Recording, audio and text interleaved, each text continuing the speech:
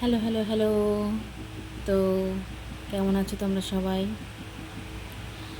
এখন সকাল বাজে 8:10। অনেক সকাল সকাল উঠে পড়েছি। তো আজকে এখনও সব কাজকর্ম কমপ্লিট করতে পারিনি, এখনও কাজ করছি। তো এই সকালের ভাত হচ্ছে, আর এখানে একটু বেগুন ভাজবো আর আলু ভাতে দিয়েছি।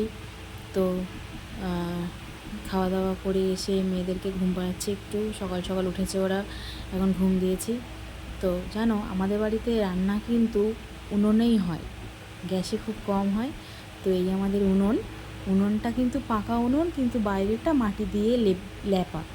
তো আমার শাশুড়ি এখানে একটু উনুনটা একটু ন্যাতা দিয়ে দিচ্ছেন, মাটি দিয়ে লেপে দিচ্ছেন। তো আজকে একটা কথা বলি, যেটা আমাদের সঙ্গে ঘটেছে।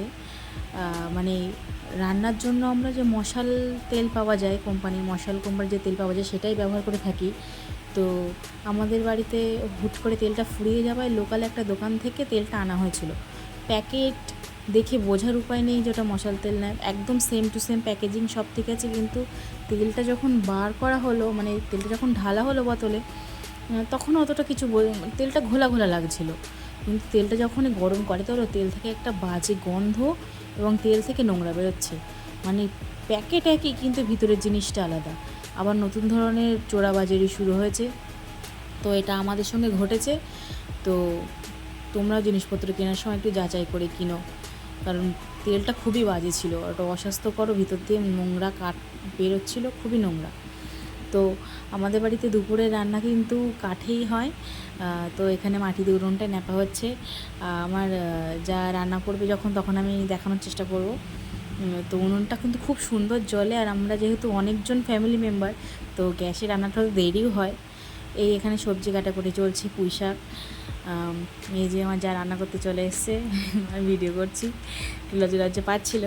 তো ঠিক আছে, ও রান্না করুক, চলো আমি মেয়েদের খাবারটা বানিয়ে নিই। রোজ রোজ খিচুড়ি তো বাচ্চা খেতে চায় না, তো আজকে 1 চামচ তেল দিয়ে সবজিটা হালকা ভেজে একটু মাছ দিয়ে ঝোল করে দিচ্ছি।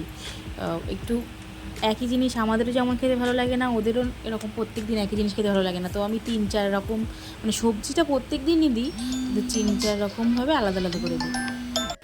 তো কথা বলতে বলতে মেয়েদের রান্নাটা হয়ে গেছে।